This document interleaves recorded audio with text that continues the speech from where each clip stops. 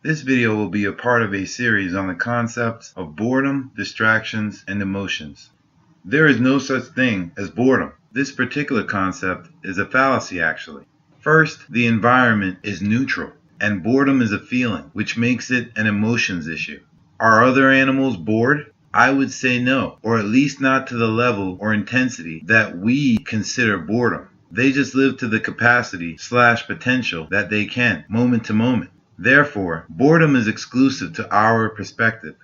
Second, we must then reduce the feeling of boredom. What we do know is that human beings have a natural compulsion that we should be doing something. This compulsion is a part of our nature. We didn't give it to ourselves. This feeling can also arise even at times when we are doing something, but we find whatever we are engaged in lacking stimulation. This is the so-called state of boredom.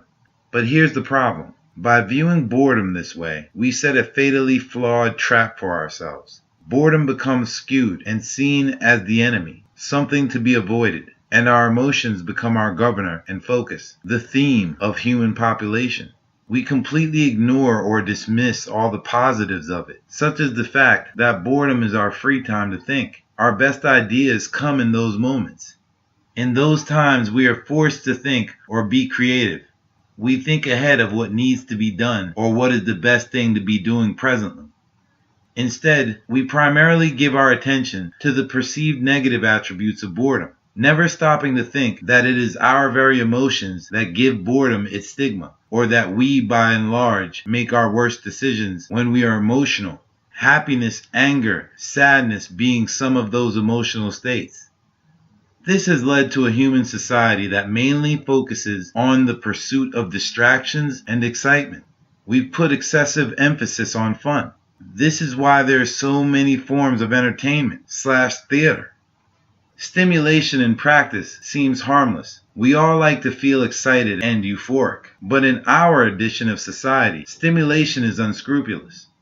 Without going too in-depth into it here, because reducing excitement could be its own video. Here are two things to remember to make the point. First, extreme stimulation eventually becomes non-stimulating due to building up a tolerance. So boredom and excitement are essentially the same. They're both moments that exist neutrally in actuality.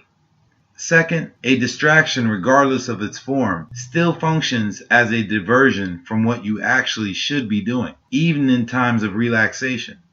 Lastly, let's consider all the factors involved and how it translates to what we are innately to be doing. Human nature is that we are curious, seeking, if you will. The ability of our minds is what distinguishes us from all the other species. We are more of an emotional species than we are an intelligent one, due to our emotions filtering through the information that is passed to it by our senses and biasing it before it is presented to our perspective/understanding. Our emotions tell us how to feel about the information that our senses detect. We are mortal creatures with a natural disposition to want to be actively doing something. In times when there is nothing to do, or in times when we are feeling unfulfilled by what we are doing, is when we notice this the most. Emotions are the foundation for our intellect, but they are also a part of the challenge of surmounting the highest level of thought. What that says to me is that time is consequential, which puts an emphasis on choice, and that nature has a specific job for us, individually and as a species, as well, to be doing over the duration of our living. When we consider the original purposes of religion and of science, clearly our innate task as a species relative to life is to solve for X, for everything. Shakespeare said, "All the world's a stage." Well, we are the theater, in that the experience of life hinges on our performance.